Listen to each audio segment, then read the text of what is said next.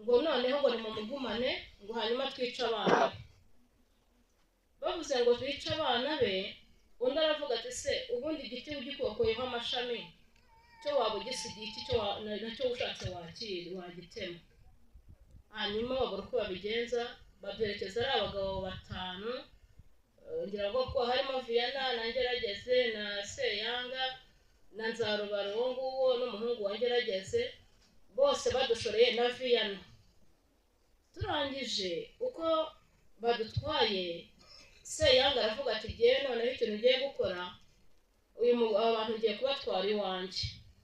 Baratujyana, atugejeje iwe, aravuga ati abwira umugore ati uyu umudamu Viviana afite umwana, narira ujya kumuhoza nk'uko wahoza uwawe. Turangije icyo gihe Viana icyo yakoze, yahise ajya kuneka iwabo wa mama kuko yari ahazi, hari hano Kabari, ahita ajyayo. Agiyeyo we yaraje aramubwira ngo uzi neza yuko watubeshye, iwanyu bahishe nta n'umuntu n'umwe uhari.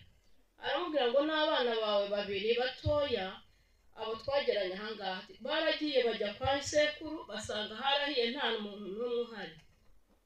Arabwira ngo bari kwa runaka kwa Karinda ku muturanyi wari uturanye no kwa sogokuru. Arangije aramubwira ati se ko wari ubabonye iyo ubanzanira? Undi ati nabakuzaniraga kandi nawe wagombaga gupfa. Umuhungu we ngo kubera ukuntu umuhungu Emmanuel ngo abana n'abantu, ngo iyo menya ko ariho ngo nakabaye muhisha.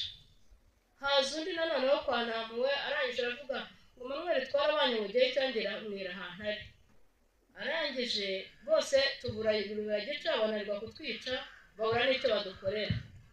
Turongera duhura n'umugore wa Seyanga, arangije atubwira ati muze tugende. Turagenda tugaruka kwa Viana. Tumaze kugaruka kwa Viana, natwe twari nko kwiyahura, abura uko tugenza. Turaharara, yaradusasiye muri salo ye turaryama, ariko bukeye saa 12 nibo baduhamagaye avuye kusana igitero cyo kutwica. Saa 12 twumva duwe twari tuzi nka nyir'urugo ko ari mu nzu, ariko twumva abantu barakomanze. Harimo umugabo Nzarubara, aravuga ngo sohoka ngo tukujyane ngo barakudutumye, abwira mama.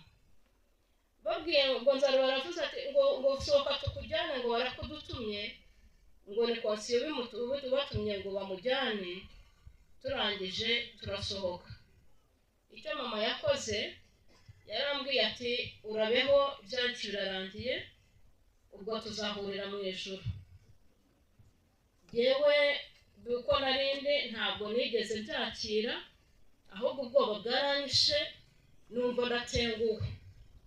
Ndantenguwe kandi uko nafite umwana nteruye, mama arambwira ati hangane we komera.